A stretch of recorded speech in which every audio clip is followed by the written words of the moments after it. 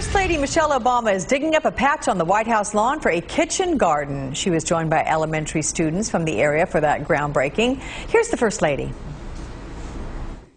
We are so excited to have you here because no one has planted a garden like this since Roosevelt was president. And people have done different kinds of gardens, but this is something new and exciting, and we're all excited. Everyone at the White House is thrilled about this. It's been about 65 years since they've had a White House vegetable and herb garden like that, a kitchen garden as it's called. Joining me now is Jane Black. She's the food writer for the Washington Post. Jane, good morning. Good morning. Okay, how big a deal is this?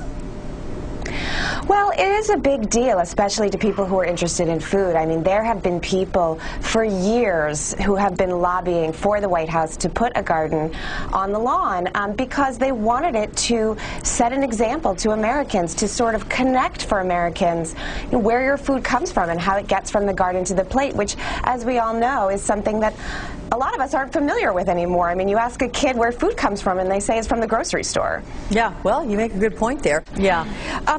What kind of a message do you think it sends to have a vegetable garden on the White House lawns? Is this symbolic as much as anything?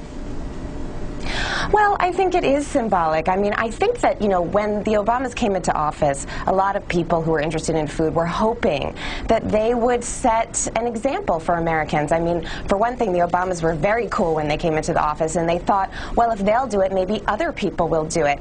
And, I mean, especially in times like this where people are worried about money, I mean, a garden is something you can do. I know Mrs. Obama said in that clip that the last time there was a garden like that was in World War II. Mm-hmm. And when Eleanor Roosevelt planted that garden, 20 million people went out and planted their own gardens, and they were producing 40% of the food in America. Yeah. Jane, I'm looking at the map of the garden. I'm trying to figure out if these are things that the Obamas really like, or if this is just generic. We've got a lot of spinach, red romaine lettuce, red leaf lettuce, fennel. We have flowers along the side of it that I'm sure are not edible, nasturtium, marigolds, zinnias, and the like. Do you know if there's a favorite vegetable or herb or something that the Obamas are particularly keen to grow themselves? Well, I mean, the list of vegetables was actually a wish list from the kitchen staff. As far as we know, there was only one thing that was vetoed by Mr. Obama, which was beets, although they said afterwards that they could grow them. He just wasn't planning on eating them. We do know there's arugula. I think that had nothing to do with Barack Obama. It's really just a list of things that the kitchen thinks would be helpful to prepare healthy meals both for the Obamas and for important state dinners. Okay, and one last question. Is it true? I've heard that these kids are going to help maintain the garden? Absolutely. I mean, the entire family has said that they are going to pitch in, as have a lot of people in the White House. Now, it remains to be seen whether they really will, get the hang of it. But, they're all saying that they're going to help out and try and learn, how to grow food themselves. You have just watched some of the most vile, evil, hypocritical crap ever put on TV. What I mean by that will be explained in this video. I'm sorry for tricking you, but this information is very important for anyone who likes to eat organic food. The new administration is pushing draconian farm controls through Congress as fast as possible and has coordinated the bills so there will be no debate. Opponents say they have less than 2 weeks to stop farming bills that would put organic farms out of business. The group Democracy in Action says the newfound safety bills were sponsored by agribusiness giants Monsanto, Cargill, Tyson's, and ADM.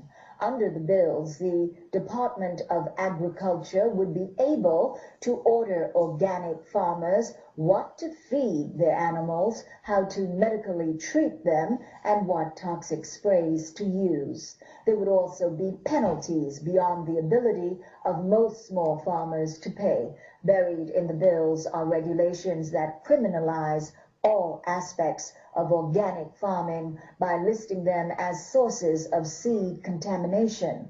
The bills would industrialize farms, force farmers to buy chemicals and drugs, and or face $500,000 in penalties. The feeling is definitely there. It's a new morning in America. Fresh, vital. The old cynicism is gone. We have faith in our leaders. We're optimistic as to what becomes of it all. It really boils down to our ability to accept.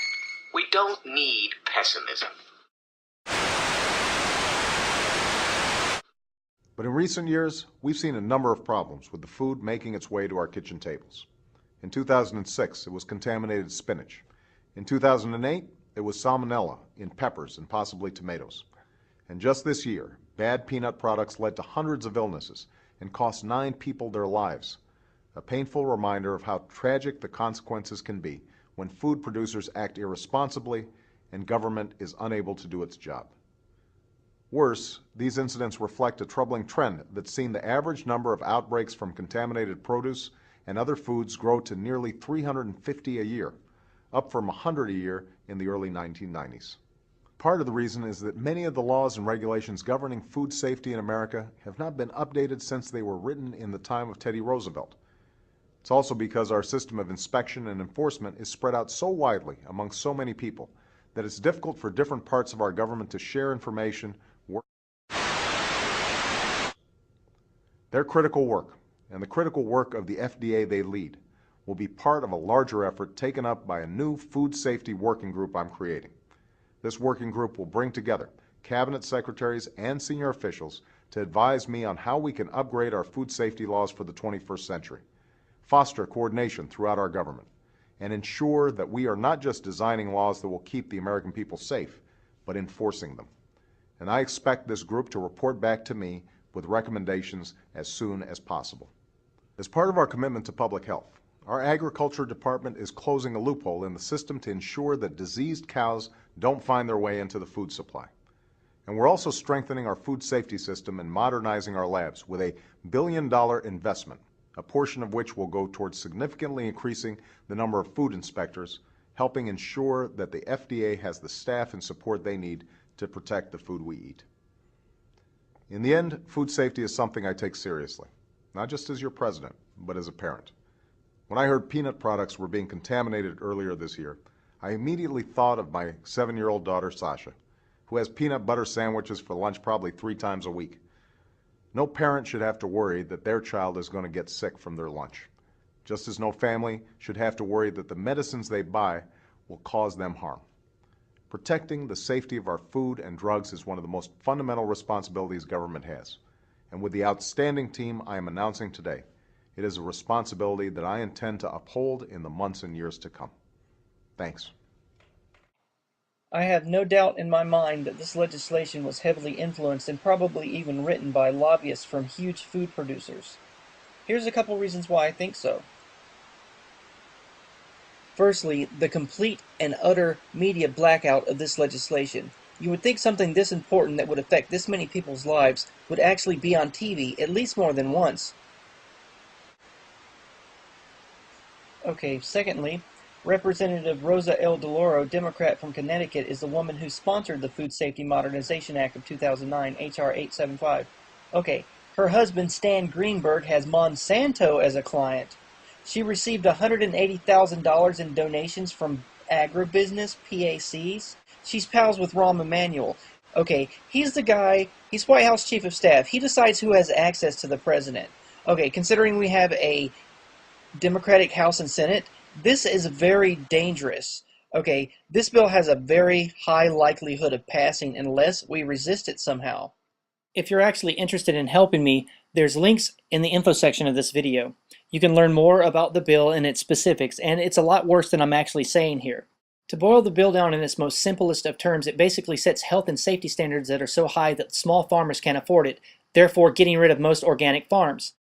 It also establishes a complete new body of government to go out and police food. That's right, armies of guys with clipboards going and randomly searching all farmers' equipment and making sure that they're living up to the standards that are set by big agribusiness.